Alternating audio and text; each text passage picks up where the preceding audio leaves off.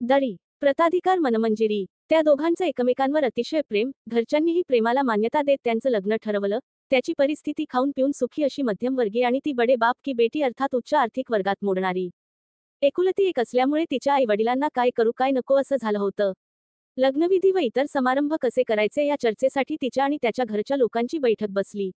मुलाच्या आई वडिलांनी आधीच सांगितलं होतं फक्त मुलगी आणि नारळ द्या. तुमच्या जीवाचा तुकडा आमच्या हवाली करताय हेच खूप आहे. त्यावर तिचे वडील म्हणाले असकस एकुलती एक आहे माझी परी, हो द्या खर्च. एकामागून एक गोष्टी ठरू लागल्या. लग्नाचे ठिकाण 5 स्टार हॉटेल, सोनेरी जरीचा मांडव, विविध देशांचे फूड काउंटर इत्यादी इत्यादी. इकडे मुलाच्या घरच्यांची चुळबुळ चालू होती. अचानक मुलगी आली आणि मला आई बाबांशी बोलायचे नाही म्हणून तिच्या आई वडिलांना दुसऱ्या खोलीत घेऊन गेली. खोलीत गेल्या गेल्या मुलीने बोलायला सुरुवात केली. आई बाबा, हे काय चालवलंय तुम्ही, का करता एवढा खर्च.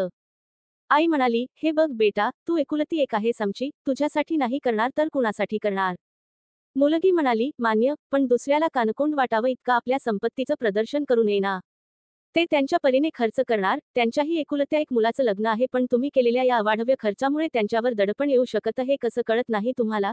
त्यांचा आदर आपण नाही राखला तर आपले इतर नातेवाईकही त्यांच्यासमोर बडेजाव मिरवणार ते मला अजिबात मान्य नाही कारण त्यांचा मान अपमान हा माझाही मान अपमान असणार आहे इथून पुढे त्यामुळे थांबवा हे सगळं. तुम्हाला अगदीच वाटलं तर लग्नाप्रित्यर्थ एखाद्या गोला दान करा, पुण्यही मिळेल आणि नावही होईल.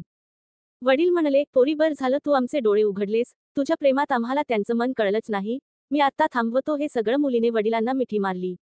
इकडे दाराबाहेर मुलाचे आई वडील हेच बोलायला आले होते पण होणाऱ्या सुनेचे बोल ऐकून त्यांना तिचा अभिमान वाटला व आपल्या मुलाची निवड म्हणजे अस्सल सोनं याची खात्री पटली. त्यांच्या नात्यातली श्रीमंत गरीब ही दरी कायमस्वरूपी मिटली होती. प्रताधिकार मंजिरी राजेंद्र पाठक.